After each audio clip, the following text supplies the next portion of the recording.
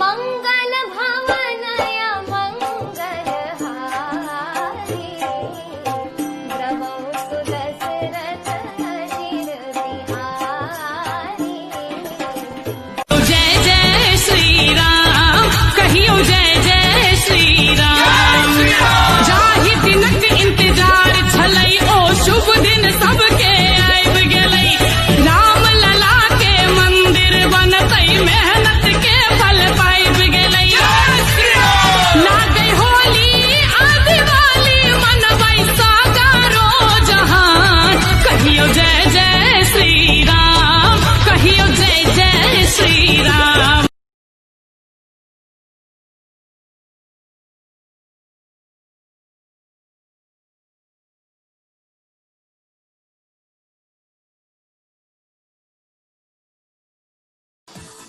जहिना अयोध्या सज रहल है, भगवान श्री राम के घर के निर्माण मोदी जी के कार्यक्रम द्वारा काल्हि संपन्न हेतनि। ताहि लेल संपूर्ण अयोध्या सज रहल है। कतौ कपड़ा के निर्माण भ रहल छै, कतौ मंदिरक काज में सब केओ लागल छथि।